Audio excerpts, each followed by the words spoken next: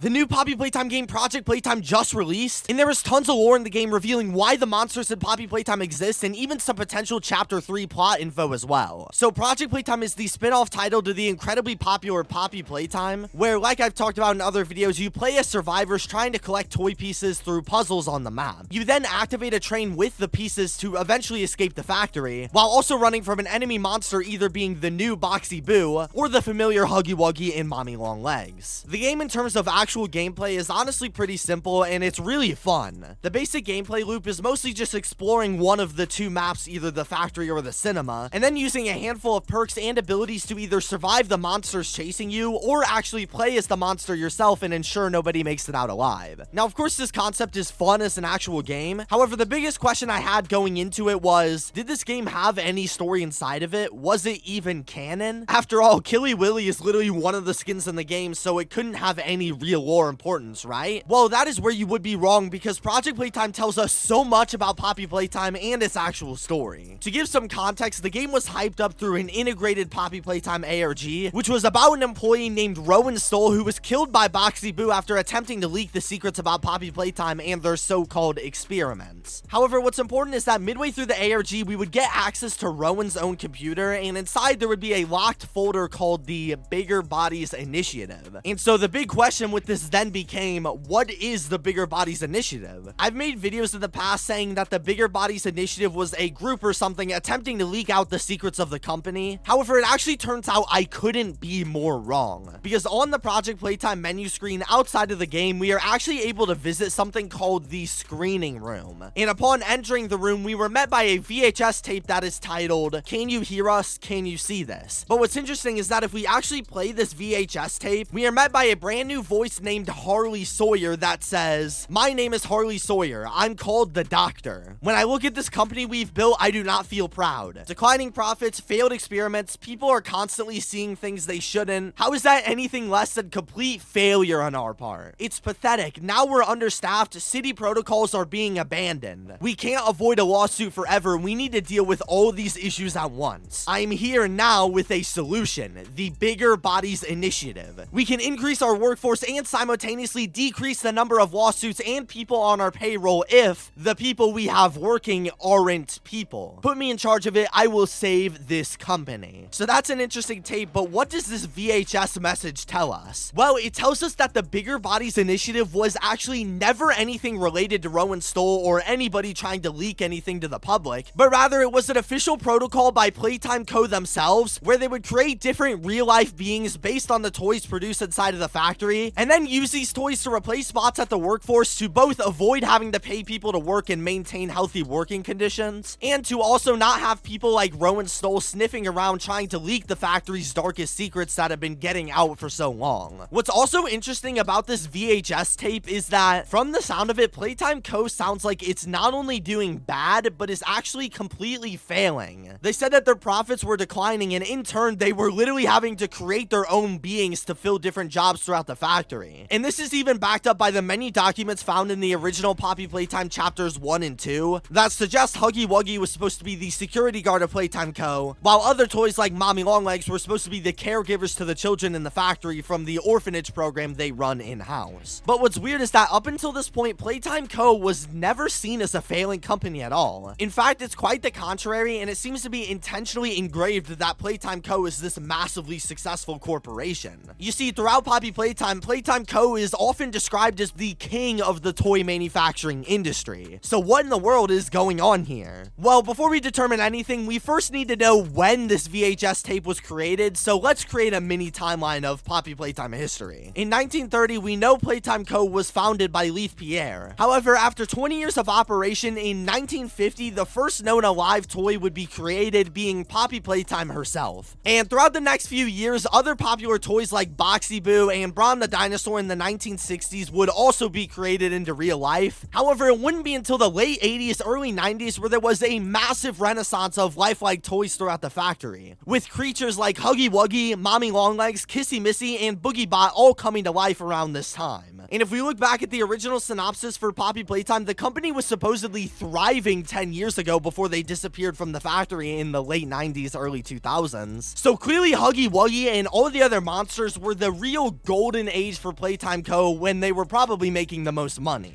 But quite apparently, things weren't always going well for the company. Based on the original VHS tape I showed you that literally suggested turning all the toys into real life to compensate their lack of earnings. So with that being said, I think that this VHS tape actually takes place in between the creation of Poppy and the creation of Huggy Wuggy. Reason being, well, the voice of the VHS tape, Harley Sawyer, clearly knows that there were experiments going on in the factory since they literally say it in the tape. So this must have been after Poppy was created, since she was the first experiment that went successful anyway. However, we also know this must have been long before Huggy Wuggy and the rest of those toys, because of course this is what presumably started the mass production of these toys, or what we now know as the Bigger Bodies Initiative. So what does this mean for the company and Project Playtime? Well, it tells us that whoever Harley Sawyer is clearly an insider to Playtime Co., and they wanted to do anything they could to raise profits and get away with the poor working conditions in their factory. So they decided to literally create their own employees as a loophole to the system to remain efficient. However, the most interesting part about this VHS tape is actually what happens after. Because what I didn't mention is that when the VHS shuts off, we are randomly flashed a message from an anonymous user that says, "Can you hear us? Can you see this? Give us a sign." There you are. We have been trying to contact you. It is unclear to us if we could trust you. Are you trustworthy? You must prove yourself. We will send you a gift. The preparation will take time. There is nothing more for you now. The Bigger Bodies Initiative will fail. Keep this a secret. Tell no one. We will be in touch. Goodbye. So this is a message that we've actually seen parts of before on the original Steam page, and so therefore we can assume it has significant lore importance of some sort. And this is when I think things get really interesting. So clearly this message is being written by some sort of outside source here. And while in other videos I theorized that this source is some sort of evil being or spirit talking to us, it actually seems to be the opposite. And rather, this voice on the computer is somehow helping us, saying that the Bigger Bodies Initiative will supposedly fail. But if this is the case, this brings up the question, how are they going to stop the Bigger Bodies Initiative? Well, going back to the Poppy Playtime ARG ran a few weeks ago, before the character Rowan Stoll was killed inside of the factory, he told us in his last tape that he had supposedly collected all the information he needed to leak the secrets of Playtime Co. and was going to send all the information out to us before they finally caught up to him and killed him. This original VHS tape where he said this was recorded on July 15th of 1991. And on the exact same day, there was a letter written out by Rowan Stoll that would actually leak the IP address that contained all of his secret computer information. And randomly one day, a bunch of content creators in real life were actually sent this letter by Rowan himself that initially started the ARG. So since the letter got out in the public, that must have meant that Rowan was successful in sending out his letter and stopping Playtime Co. in their trails, right? Well, that's where you'd be very wrong. Because the very last toy we know was created in Playtime Co. was Boogie Bot. And they were actually created in 1993, 2 years before Rowan Stoll would actually write this letter. So clearly he didn't send it out himself, because we know a few days later he would end up dying. And for multiple years after this letter was written, Playtime Co. was still in operation.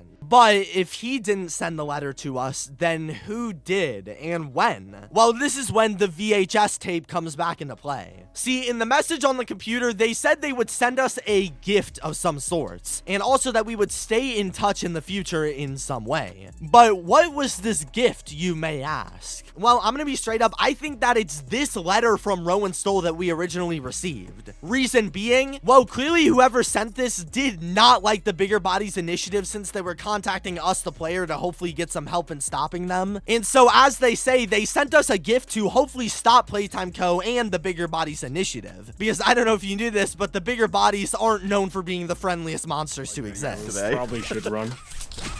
Oh my god! What? What are the chances? Anyway, to back up this claim some more, we know that Project Playtime had to take place after 1993 because Boogie Bot is in the game, which was 2 years after Rowan Stoll's death. But it also had to take place before the factory shut down, since Leaf Pierre is the person who trains us in the tutorial, so clearly the company was still in existence. However, around the point in time when we find this VHS tape in Project Playtime, like I said, we would be given this gift by an anonymous messenger, and assuming the gift is the Rowan Stoll letter from before, which it probably was, we could then use that to access Rowan's computer to find all the files containing the monsters around the factory, proving Playtime Co. was running a dark, twisted scam of a company which we could then report to the police. And if my theory is correct, clearly these efforts worked out. Because as we know, in the late 90s, early 2000s, Playtime Co. randomly shut down for an unknown reason, which would start the timeline for the first Poppy Playtime game where we spend our time actually murdering the bigger bodies ourselves while exploring the abandoned version of the factory. But with all this being said, what does this mean for the future of Poppy Playtime and also the third chapter coming out next year? Well, as of right now, we don't know much for certain. However, Project Playtime has a ton of Easter eggs inside of it that give us a bunch of clues about what Chapter 3 will actually contain. More specifically, when in the loading screens for Project Playtime, there is a random chance that we would get an image that looks like this. Yep, you're looking at this correctly. That's the prototype's hand right there, and that's Mommy Longlegs being controlled like a puppet to attack the players. Which sort of makes me wonder, is the prototype the one behind all of this madness and experimentation going on in the factory? Because this image is clearly representing the prototype's control over Mommy Longlegs and the toys inside of the factory altogether. Maybe this suggests that the prototype is the king of all the toys in the factory. Maybe the prototype actively targeted Mommy Longlegs to try and murder us based on the symbolism in this image representing the prototype having power over her. That could be a far-fetched theory, but it also makes me wonder where toys like Daisy the Flower come in, because she is also a marionette who is literally attached by strings in the game. I don't know, but I'm sure there's plenty of more secrets in Project Playtime to come that I'm yet to notice. Let me know your theories in the comments, subscribe, and peace.